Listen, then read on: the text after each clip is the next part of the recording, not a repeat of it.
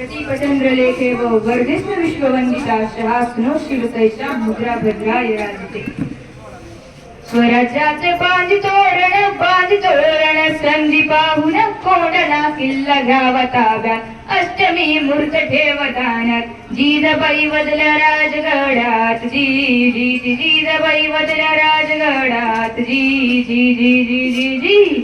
कोंढाण्यासारखा बळकट किल्ला मुघलांच्या हाती असणं बरं नाही. ती आपली अस्मिता आहे. आणि तेव्हा रायबाच्या लग्नाचं निमंत्रण घेऊन एक दूत महाराजांकडे आला आणि तेव्हा परतीचा निरोप पाठविला हाताना जिला तुम्ही लागला की नकारी आला आम्ही जातो बघा लढाईला अहो राजे हो जिरा राजी तानाजी मनसुरा करतात ते काय म्हणतात आम्ही लग्नात गरबा करून मिळवायचं आणि आमच्या राजाने लढायला जायचं हे कदापि शक्य नाही. तानाजीने मनी केलं पण आणि दिले बघा वचन आधी करू लग्न कोंढाण्याचे नंतरच लग्न रायबाचे यावे ऐकून एवढे आमचे जी घ्यावे ऐकून एवढे आमचे जी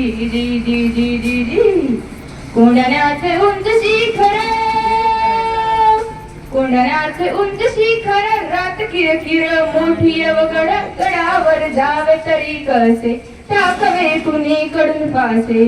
तेवढ्यात तानाजी मालुसरेने आपल्या पेटातून एक घोरपड बाहेर काढली. त्या घोरपडीचं नाव काय माहितीये?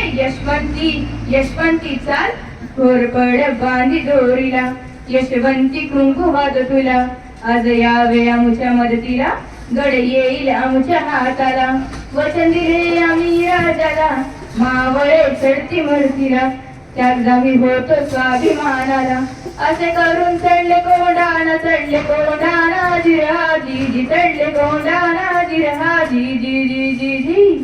त्यावेळी कोंढाणाचा किल्लेदार होता उदयवान नावाचा एक राजपूत. उदयवाण्या कोण? तानाजी. हा तुझा बाप तानाजी. तू इथे काय करतोय शिवसेनेत? दिल्लीला चल मुजरा कर राजा तुला किल्लेदार करते. अरे चल हट दिल्लीला जाऊन मुजरा करणारी हलकट मराठ्यांची नाही. ती एक वेळ मोडेन पण वाकणार नाही. जय श्री